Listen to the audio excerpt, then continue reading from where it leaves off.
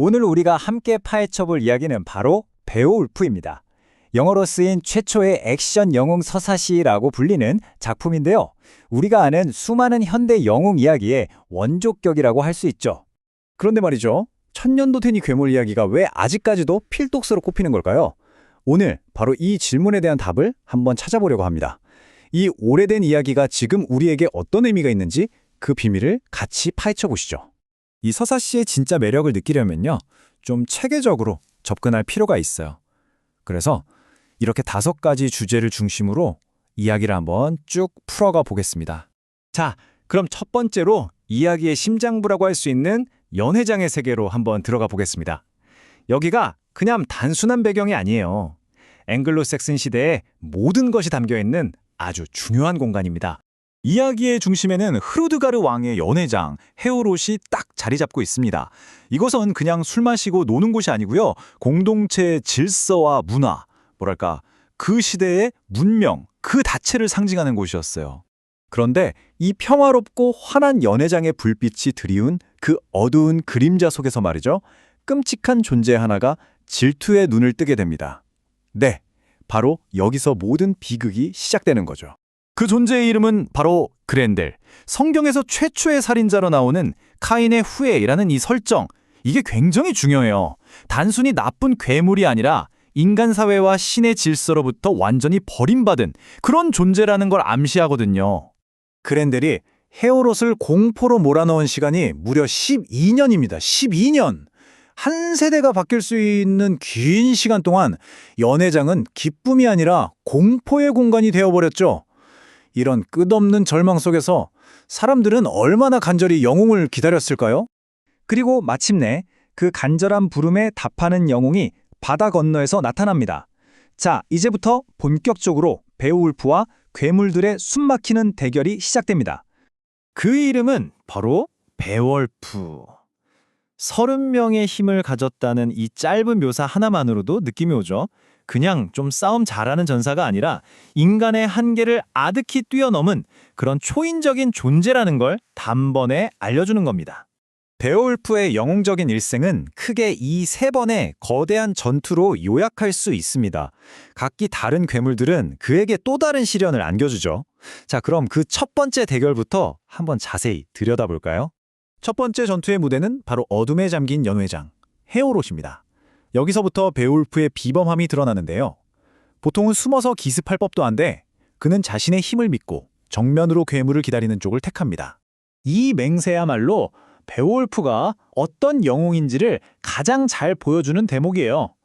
초인적인 힘만 믿는 게 아니라 무기 없는 상대에게는 나도 맨손으로 맞서겠다. 이런 명예와 공정함을 목숨보다 중요하게 생각했다는 거죠. 이게 바로 그 시대 영웅의 규범이었습니다. 그 결과는 좀 끔찍하지만 아주 영광스러운 승리였습니다.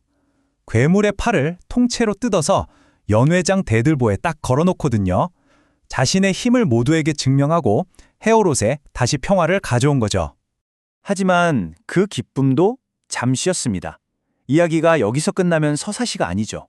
아들의 죽음에 분노한 또 다른 존재, 그렌델의 어미가 복수를 위해 나타나면서 갈등은 훨씬 더 원초적이고 깊은 차원으로 빠져듭니다.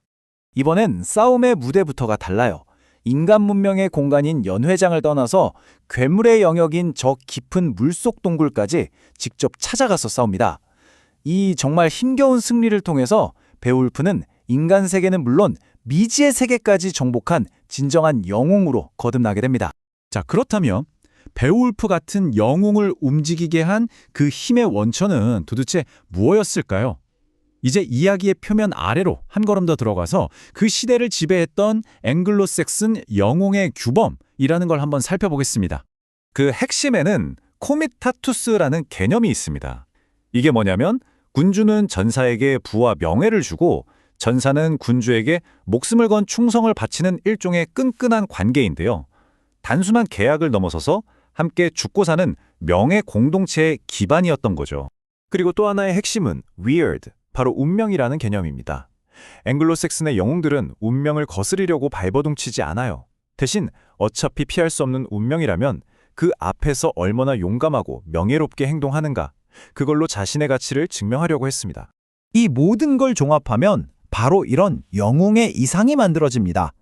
누구도 따라올 수 없는 압도적인 힘, 왕에 대한 절대적인 충성, 명예와 영광에 대한 끝없는 갈망, 그리고 죽음 앞에서도 절대 물러서지 않는 용기. 베어울프는 이 모든 덕목을 자기 온몸으로 보여준 그야말로 완벽한 영웅의 표본이었던 거죠. 그럼 이제 마지막 질문입니다. 이 1000년도 더 된 괴물 이야기가 어떻게 그 긴 세월을 살아남아서 오늘날 우리에게까지 영향을 미치고 있는 걸까요? 자, 베올프의 이 놀라운 생명력, 그 비밀을 파헤쳐 보겠습니다. 19세기의 한 번역가가 남긴 이 말에 그 힌트가 있습니다. 베올프는 그냥 재미있는 판타지 소설이 아니라 한 민족의 정신과 삶의 방식이 그대로 응축된 일종의 역사서와도 같다는 거죠. 이 타임라인을 한번 보세요. 베오울프가 겪어온 정말 긴 여정이 한눈에 들어오죠? 입에서 입으로 전해지던 오래된 노래가 단 하나의 필사본으로 겨우 살아남아서 마침내 현대 문학의 초석이 되기까지. 정말 놀라운 생명력입니다. 결국 베오울프가 이렇게 시대를 초월할 수 있는 이유는요, 바로 이 보편적인 주제들 덕분입니다. 선과 악의 대결, 미지의 공포에 맞서는 용기, 그리고 공동체를 지키려는 영웅의 의무. 이런 가치들은 1000년이 지나도 여전히 우리 가슴을 뜨겁게 만들잖아요. 마지막으로 이 질문을 여러분께 한번 던져보고 싶네요. 베올프의 영웅 규범은 그냥 오래된 박물관의 유물일까요?